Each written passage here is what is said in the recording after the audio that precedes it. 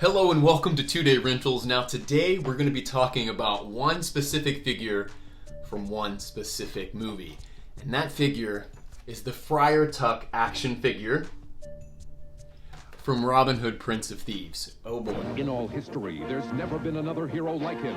Robin Hood, Prince of Thieves. I fight for justice against the evil Sheriff of Nottingham. Robin, with a fateful Azim, defends Sherwood Forest. Haha, I found your hideout. Surrender!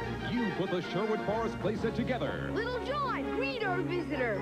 I, Robin. Figures and playsets sold separately. Ha! Didn't get me. Go on, Sheriff. We got you right where we want you. There's only one Prince of Thieves, Robin Hood. Now why am I going into great detail to make a video just on this figure?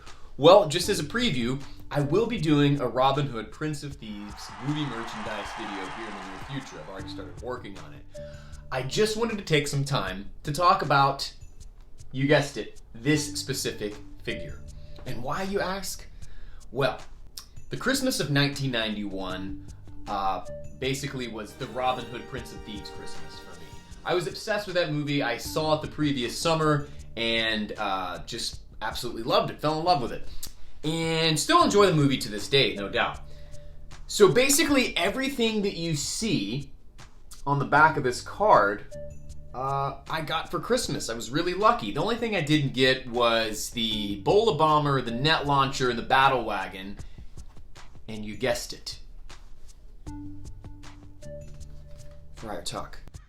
Yes, my lord. Wow.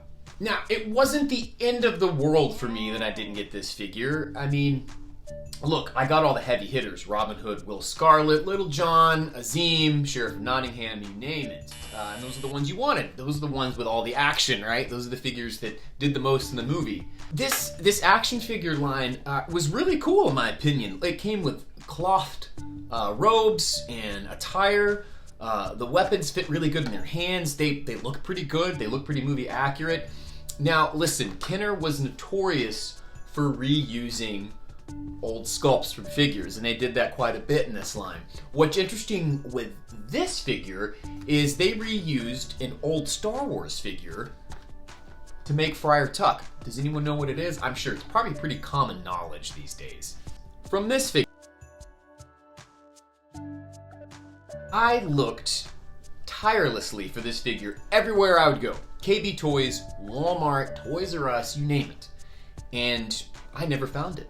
Now, to my knowledge, the reason why this figure was so hard to find is they just did a short run on it. There wasn't very many made, or nearly as many as the rest. And I get that, right? It's Friar Tuck at the end of the day.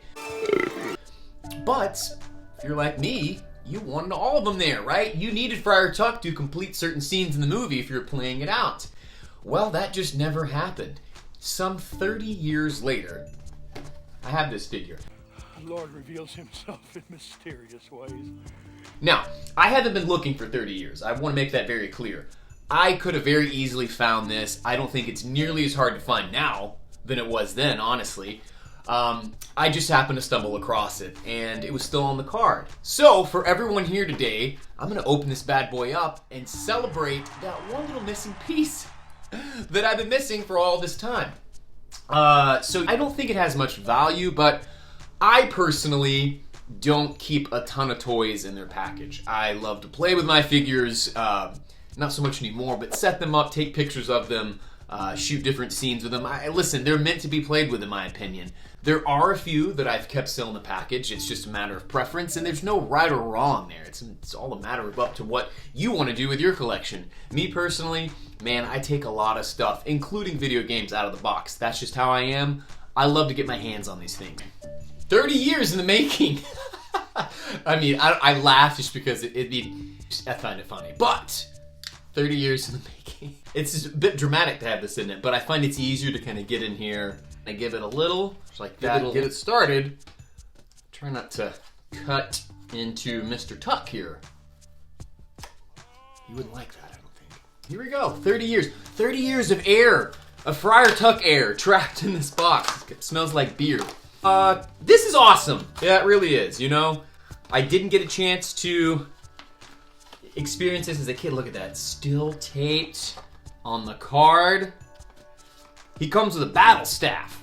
I don't know how much battling you would do with this. It's herding staff. He's herding the merry men. Now, if I'm not mistaken, I do think that the first Robin Hood toy line did feature a Friar Tuck figure. I mean, he's been a part of the story for as long as the story's been around, but I want to say that it was a Mego toy line from the 70s. And I believe that was the first Robin Hood figures ever made. Don't quote me on that, but I'll find out. Okay, so here we go. Here he is. Wow.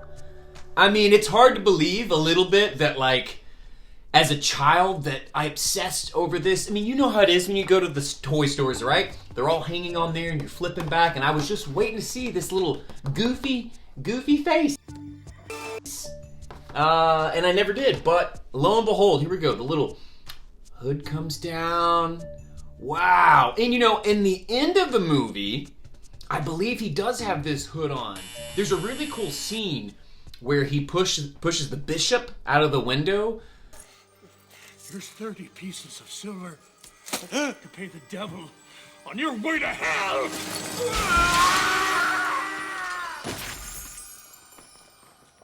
That's awesome. I mean, he's got a decent little arc. Listen, he wasn't all on board at first. And then they had to kind of convince him to join their group. But yeah, let's look up under his robes here. Ooh, kinky. What would have been really cool is if they had the beads and the wooden beads and the cross like he had. I guess that's asking too much. I do think it's a bit of body shaming. I don't think people cared about that in the 90s. They should have. But I mean, this guy, I don't think he was built exactly like this. I mean, his proportions were similar, but I mean, that's a bit much. But, you know, it's effective as far as the contrast between the other figures. A little bit tall and muscular, but yeah, let me get him derobed here, and then we will derobe. Oh, look, see that just unties. Nice. I promise I'll put it back on. I know it's probably cold for you there, buddy. And you gotta go side by side. Sorry. I love toys. You know, earlier when I said I don't play with it, I still do sometimes. I mean, not to the degree of, you know what? I need to do a whole video about me playing with action figures and what that looks like today, how different it is from when I played with action figures as a kid, or how similar it is. That would be interesting. We'll put a pin in that.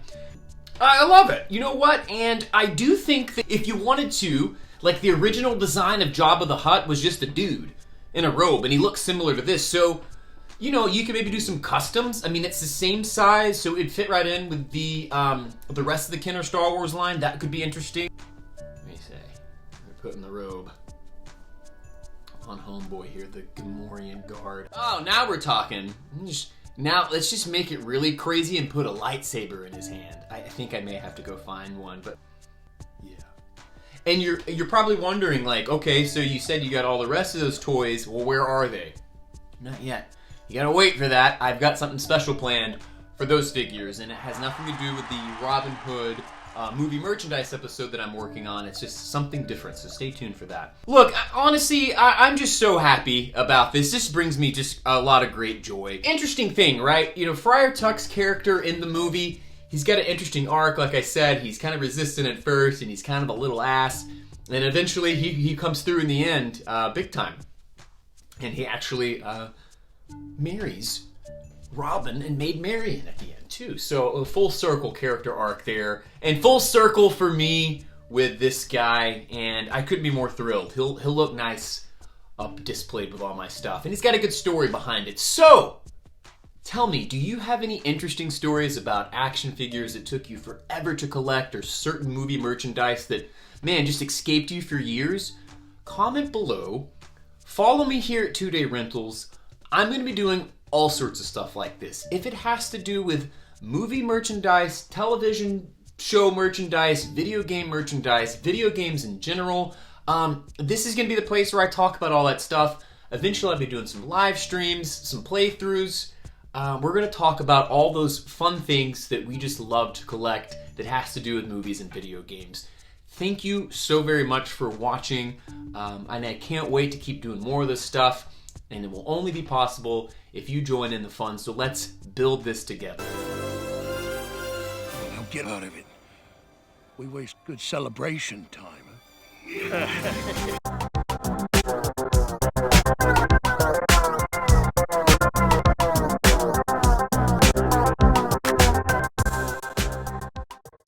So today I'm going to be looking at the Friar Tuck figure. Wait a minute. That's not Friar Tuck. I was bamboozled. Just kidding.